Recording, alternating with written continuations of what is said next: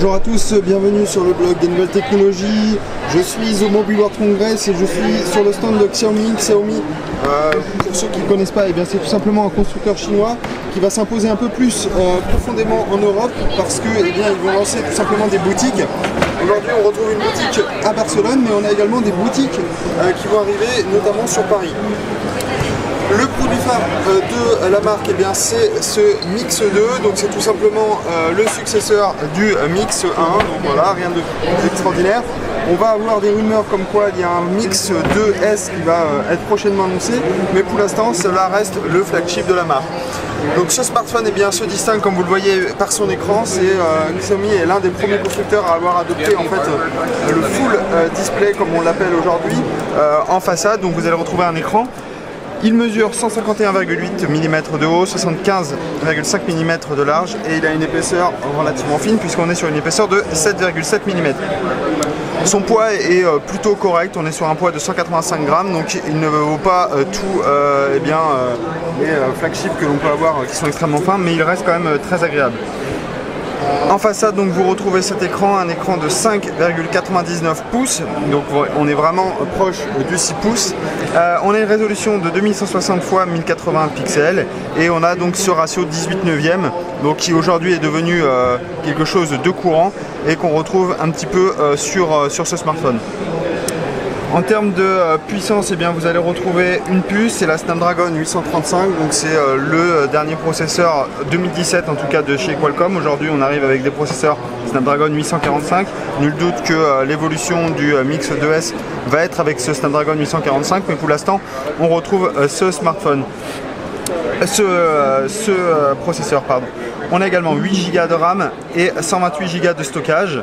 Et on a également d'autres modèles avec des 6 Go ou des 64, 128 Go de stockage. Donc vous voyez, on a différentes gammes en tout cas de stockage et de RAM pour ce smartphone. En termes d'utilisation, tout simplement, vous allez retrouver du Android. Alors on est sur du Android 7.1 et on a également une surcouche.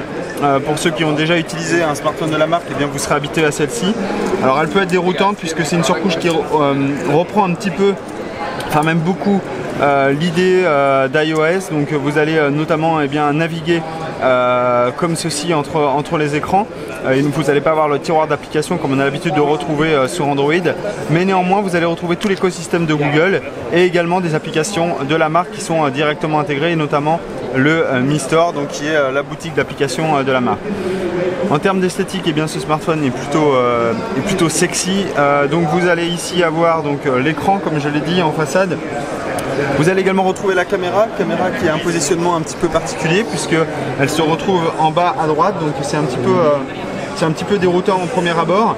Il faut savoir que cette caméra, c'est une caméra de 5 mégapixels, donc que vous avez ici. À l'arrière, vous retrouvez un capteur photo de 12 mégapixels avec une ouverture de 2. Il a évidemment la stabilisation d'image optique, on a un double flash LED et on a le capteur d'empreinte digitale qui est juste mis dessous. Ensuite on a le mention comme quoi il a été designé par Xiaomi, et sinon on a une coque complètement en verre, vous voyez, avec un effet miroir. Évidemment les traces de doigts sur celui-ci et ça pardonne pas. Sur le côté droit vous avez le bouton power, le bouton de volume. On n'a aucun bouton ou port sur le dessus. Sur le côté gauche, vous avez ici la trappe pour la carte SIM et micro SD. Et en dessous, vous avez le port USB Type C avec les deux haut-parleurs. Vous voyez qu'il n'y a pas de prise de jack sur ce smartphone. C'est un smartphone tout simplement qui va profiter de la connectivité sans fil et notamment Bluetooth pour se connecter à l'audio. Une fois en main, c'est vraiment agréable. On a effectivement un écran de 6 pouces, mais on a vraiment l'impression d'avoir un petit écran comparé, vous voyez ici, au Galaxy Note 8, donc qui est un peu plus grand. Vous voyez la différence, c'est tout simplement offert par ce ratio d'écran qui est tout simplement magnifique. Pour la partie photo, le rendu est plutôt correct. J'ai pu prendre quelques photos et quelques vidéos et je dois dire que le rendu m'a plutôt convaincu. Après évidemment il faudra plus de tests pour s'en faire son avis sur cette partie photo, mais en tout cas c'est vraiment un très bon téléphone. Personnellement je vais le recevoir en test, donc je vous en ferai un retour un peu plus complet. Et puis comme je vous dis, on va retrouver le Mix 2S prochainement, donc certainement qu'il va encore s'améliorer.